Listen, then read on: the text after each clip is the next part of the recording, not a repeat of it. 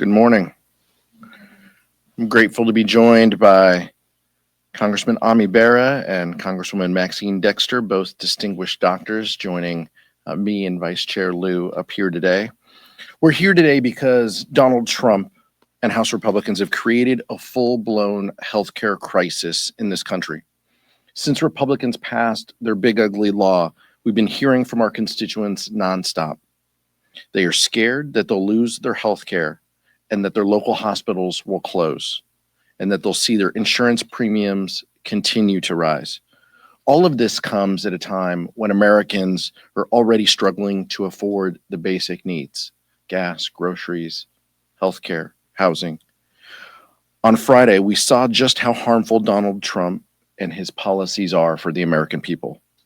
The latest jobs report showed a significant slowdown, with just 22,000 jobs added and unemployment reaching 4.3%, the highest rate since the pandemic in 2021. The amount of damage that this administration has done to our nation in 9 months is staggering. There is no doubt that because of his cruel and chaotic administration, the costs of the American people are rising, and American families are worse off. Meanwhile, House Democrats are doing everything we can to protect Americans' access to affordable, quality health care. We implore Republicans to abandon their partisan, go-it-alone approach and work with us on legislation that improves health care for our constituents in red, blue, and purple districts. It's time for Republicans to get serious about supporting the hardworking individuals they represent, rather than the ultra-wealthy and well-connected elites that they continue to defend. Next, Vice Chair Ted Lieu. Thank you, Chairman Aguilar. Trump's economy sucks. Last month, the jobs report was so bad that Donald Trump felt compelled to fire the head of the Bureau of Labor Statistics to distract from how bad the report was. This month, the report was equally horrible, because it turns out when you fire the head of BLS, that doesn't actually change the rules of math. And as Chairman Aguilar said, unemployment increased and jobs wildly missed expectations in terms of job growth. You then have inflation continuing to rise, and you had core CPI quite high, and then certain categories within the economy even exceeding inflation, such as electricity prices. And then you add to that what we learned this week, that the New York Fed survey of worker confidence in getting a new job was the lowest ever in the history of its survey. Now is exactly the wrong time to increase healthcare costs, and that's what Trump and Republicans are doing. Their big, ugly bill not only slashes Medicaid and is going to throw off 15 million people off healthcare, it also, the way it's written, is going to cause $500 billion in Medicare cuts. And then in addition, ACA premiums are going to rise. And then everyone's employer-based premiums are also going to rise because of the massive cuts to healthcare across the board. So we're urging Trump and Republicans to reverse course, to focus on reducing prices, and to reverse the devastating healthcare cuts that they put in. I now want to talk about the Epstein files. We've got a discharge petition on the House floor. We urge Republicans to sign it. If we can get a handful of Republicans to sign it, we can get this into a bill and compel it off the House floor to get the Epstein files. And if Republicans don't want to engage in a cover-up of pedophilia and this pedophilia ring, they should go sign this discharge petition. A handful of Republicans is all we need. Democrats are all on board. And now it's my honor to introduce Congressman Bera. I'm not a doctor, but I did stay at a Holiday Inn Express last night. But I'm very honored to introduce a real doctor. Ami is a tremendous representative as well from the Sacramento region, and look forward to hearing from Bera. Thanks, Vice Chair. So a lot of people ask me, why'd you run for Congress? And when I think back to when I was practicing, there was a day where folks would come in and you might diagnose them with diabetes. You might identify a lump and say, hey, this might be cancer. We've got to send you over there. They may have chest pain. But far too often in America, over a decade ago, they'd say, Doc, I can't afford the medications, or I don't have health insurance. That's why I ran for Congress, because in a country like ours, no patient should ever worry about being able to go see a doctor, and no American should ever worry about going bankrupt. In the 13 years I've been in Congress, we as Democrats, our core value, have worked to expand healthcare, first through the ACA, then expanding Medicaid access, then addressing prescription drug prices, under the last administration, addressing the cost of insulin. That is who we are. That's the values that we reflect as American medicine, but also as Americans. We should look after one another. Now, think about the first 6 months of the Trump administration. Think about the complicity of House Republicans, what they've done. They've unwound all of those gains in 6 months. These are folks that know better. When I think about my California colleague like David Valadeo, over half of his constituents are on Medicaid. He's going to take healthcare away from them? Are you kidding? That is not who we are as the United States of America. That is not who we are as House Democrats, nor should that be the values that the American people stand for. So we are going to get out there. We're going to fight every day. We're going to fight against the Republicans. We're going to fight against the Trump administration, because our core values are to care for one another as the United States of America. That's the oath I took when I entered the profession of medicine, to do good, to do no harm, and to work with patients so they have the choice in the type of healthcare decisions that they want. That is exactly what Donald Trump and House Republicans want to take away from the American people, and we're not going to stand for it. And that's why I am so happy that we now have a Democratic Doctors Caucus. We've got 6 Democratic doctors in Congress, and one of our outstanding freshman members from Portland, Oregon, Dr. Maxine Dexter, is going to take it from here. Good morning. I am Congresswoman Maxine Dexter, very proud and honored to serve Oregon's 3rd. I'm also a mother and a pulmonary and critical care physician. Before coming to Congress, I spent nearly 2 decades caring for the sickest in our community as a critical care doctor. And you know what I saw over that time? More and more patients ending up in my intensive care unit due to delaying care or deferring care because they couldn't afford it. Working families everywhere know this. Healthcare just keeps getting more expensive while their paychecks don't change. Families are less able to afford their basic needs right now, let alone their prescriptions or copays that are ever increasing in price. And how can, when Americans spend more money per person on healthcare than any other nation in the world, afford this? It's because money isn't going to keep people healthy. It's going into the corporate and billionaire pockets. Let's be clear. Fraud and waste isn't coming from people getting sick and seeking care. It's coming from our system being rigged to benefit the special interests on the backs of the American people. And as someone who took care of patients on life support, fighting to live, I can tell you very clearly, people won't stop getting sick when Republicans take away their health care. They will just delay getting care, showing up much sicker, needing more expensive care, and having no insurance to pay for it. But you know who will pay for it? The American people. Democrats are committed to a better way. We are united in our opposition to the Republican assault on healthcare, and we are committed to fighting for policies that center working people, not Trump's billionaires. And now I'm proud to hand it back to Chairman Aguilar to close us out. Thank you so much, Maxine. Thank you, Dr. Bera. Questions? Nick. Sorry. Nick. Is your name Nick too? Nick, please. I'm going to ask you on the ACA. Nick, please. I want to ask about government funding. Do you see this government funding deadline at the end of the month as being a fight over the ACA credits? We see this being a fight over values. We see this being a fight over the Republican assault on healthcare. We know that the Affordable Care Act, whatever we want to say, Nick, Medicaid, Medicare, the Affordable Care Act, all of these, the American public views through a positive lens because the American public gets their health care from these important programs. That's what we're fighting about. But this isn't just about the Republican big ugly bill and the big ugly law now and that attack on healthcare, which is now law. This is still happening today.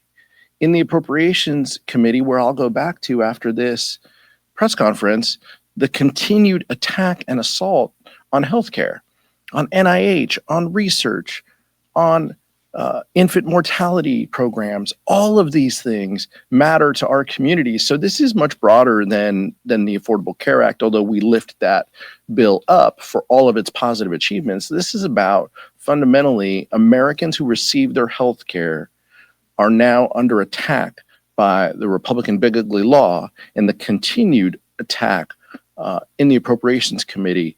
Even at this moment, at this day, at this hour, healthcare is under attack by Republicans and Donald Trump.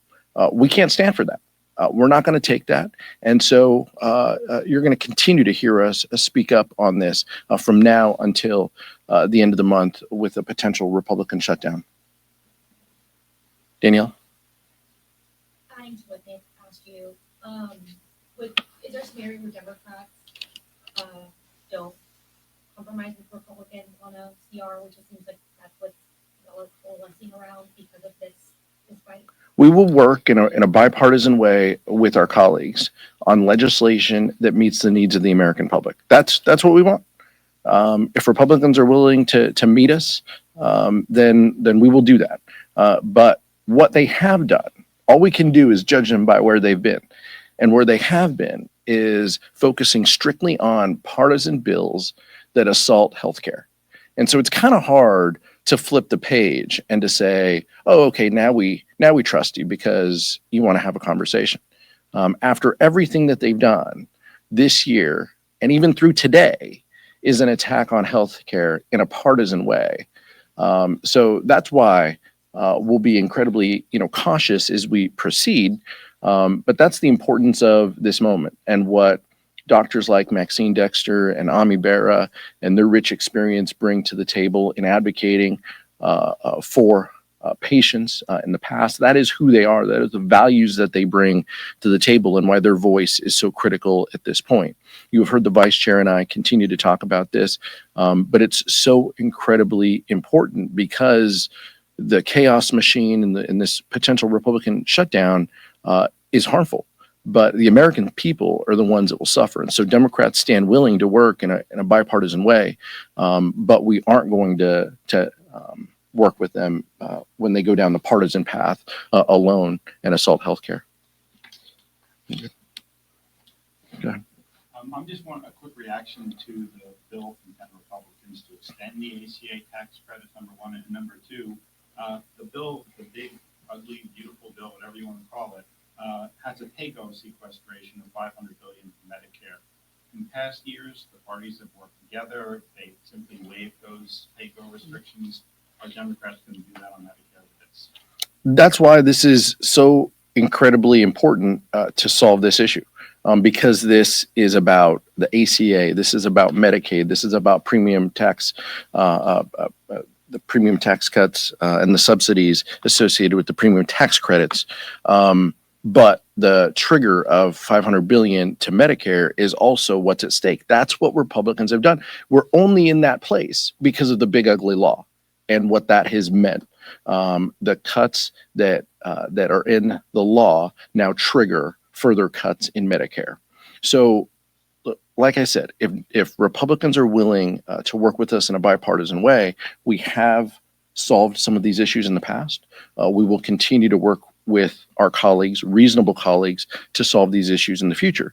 That's not where we are today. We are seeing partisan attacks on healthcare, and I want to defer to Ami Bera and Maxine Dexter on your first point. But what I will say is all the happy talk and all the nice letters that our Republican colleagues sign, they're nice. I'm sure that they send them to their constituents and they tell them that they're fighting for them. We saw this with Medicaid. We saw 15, 17 Republicans sign a letter saying that they weren't going to attack Medicaid for vulnerable populations. And then they went and supported the bill. So I don't believe any of the letters that they signed. It's strictly to make them sleep better at night. I'm not concerned. My feeling is that this isn't about actual policy. This is about, them being able to defend terrible positions and saying, well, I told the speaker, Well, it's not enough to do that. You got to take action. Our votes matter in this place, and their votes attacking healthcare are hurting the American people.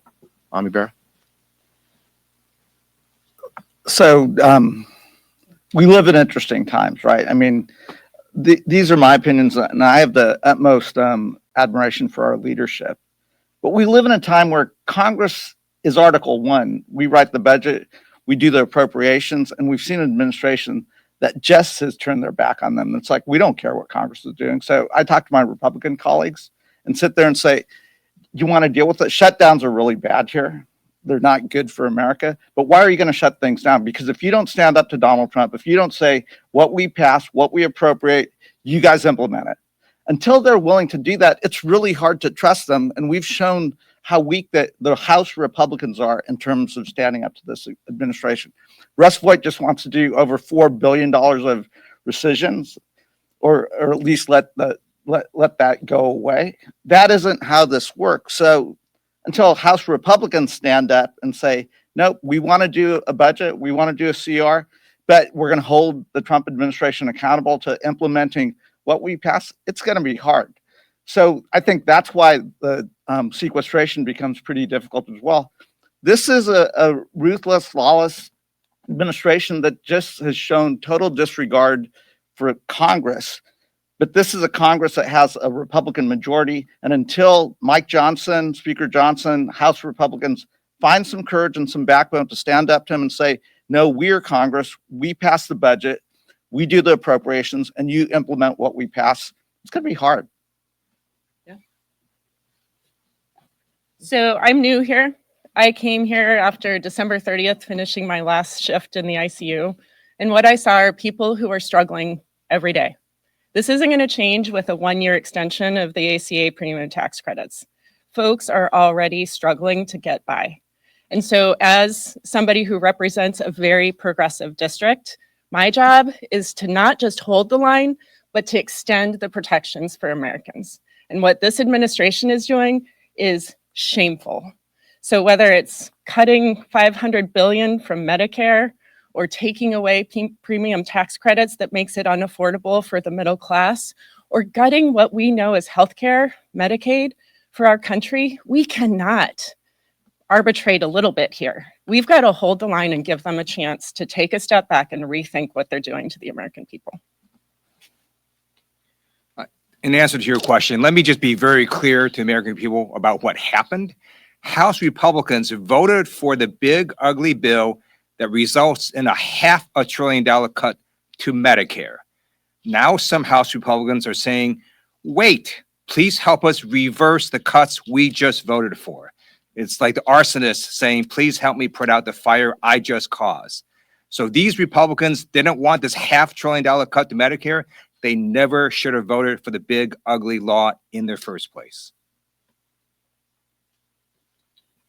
So tomorrow, House Republicans on the Oversight Committee are planning to mark up 14 different bills that sort of embolden the president's agenda as it relates to Washington, D.C. I'm just curious if you expect all Democrats to be in opposition to those bills, as they, in at least some of the instances, sort of impede on the home rule that D.C. has. And then also, whether or not Democrats will, be united and against those. But how do you sort of balance that, given that under the federal takeover of DC, we have seen crime numbers go down? How can Democrats sort of, defend Washington D.C. while acknowledging that crime doesn't go down? Democrats support home rule. We support crime going down in our communities. The crime statistics continue to go down in a number of communities post-COVID. Not all of those bills are partisan bills. Some are bipartisan that will have support of Democrats when it comes to DC operations, but many of them are partisan bills. Look, Democrats believe in the rule of law. Democrats believe in safe communities, and Democrats want to give tools for our communities to keep the American public safe. It's hard to believe House Republicans and Donald Trump on this issue when the first thing he did was pardon 1,500 violent offenders on day one of his administration. Some of them coming to the District of Columbia, many of them going across this country and a handful, more than a handful, have already reoffended and committed crimes back home. So it's hard to say, it's hard for us to believe that he actually cares about this issue when House Republicans are trying to defund cops grants and programs that come to our communities to keep people safe. That's how we do it. We believe in community policing. We believe in local control and home rule here in DC. Those are the elements that are going to keep the American public safe. Theatrics and militarizing big cities only governed by blue states is not the way it's done. He's not talking about crime in Cincinnati or Toledo or Nashville or in other places. He's weaponizing this issue, and that's unfortunate because Democrats believe in safe communities everywhere. Michael. Over the August recess, the White House started an official TikTok account. It comes as the president has signed 3 extensions to push back the implementation of the divest or ban law that you and the vice chair supported. One, do you support the president signing another extension to push back the implementation of the law? And 2, more people use TikTok now than when the bill was passed. Are you concerned that if the president doesn't sign another 90-day extension and the ban starts to go to effect, that Democrats will pay a political price from folks who enjoy the app and don't really understand why one of their favorite apps would be banned? This was a bipartisan bill in Congress at a time when people talking about the hyper political environment that we're in. This was a bill that had Democrats and Republicans support it. I support President Trump implementing the law, and the law is pretty clear on this issue. He also campaigned by saying he would lower the costs that people face, and that the American family would see a benefit for it. We didn't know that he was going to start with his family first. That's where we are. And his family continues to make money and grift off all of these, products and all of these environments. And I think that's what's unfortunate, specifically when we talk about the social media landscape. We've talked about the policy of this issue over the past. I stand by the vote that we made. My hope is that national security folks close to the president continue to push him to implement the law. And we'll handle what comes beyond that. Sure. Yeah. Just that. As someone who's on the Intelligence Committee and the ranking Democrat on foreign affairs and Asia, what we did in the last Congress was totally bipartisan. In fact, in many cases, House Republicans led in that conversation, crafting that legislation. Again, what is disappointing to me right now is crickets out of the House Republicans. They've gone silent. Donald Trump is not about implementing a bipartisan law that we passed to protect our country. And House Republicans just don't have anything to say. They're the ones who helped us write that law. So would you think that the threat today is still as acute as it was when you all passed the legislation, given your I mean, role on it? nothing's changed in those algorithms, et cetera. So nothing's changed in how easy it is to manipulate elections and public opinion and so forth. But again, I don't know what happened to my Republican colleagues. Last question. Thank you. So you talked about the economy and the numbers that have been refined. And last year, Republicans messaged heavily on the economy. Do you have any changing thoughts as to the economy Biden left behind, and sort of where that line is of when it transitioned from Biden's economy to Trump's economy, and like where that line is as far as like job provisions numbers go? Yeah, look, January 20th, when the president implements policies that make life difficult and raise the costs for people, that's where the line is. That's what we're focused on. Who did what and what economy? I'll let economists, if there are any working for the federal government now, I'll let them speak for themselves on where the line started. But we've seen is a declining economy under Donald Trump because of his policies. That's why we're seeing, economic data revised and people struggling and people hurting. In all of our communities, people are struggling. And they can't help but think this guy campaigned on making life better. And costs have continued to rise. And his tariffs and his reckless policies are the reason why that's happening. And so House Democrats stand by the data and the truth. And the truth is Donald Trump is trying to tank our economy. And every time negative economic data is put out, the deflections start. Chicago, going after boats in Venezuela. I mean, like all of these things are a direct through line to the distractions of what the Trump administration knows the American people are focused on. That's the unfortunate thing, but that's where we are. And House Republicans, like Dr. Bera said, have nothing to say about it. Thank you.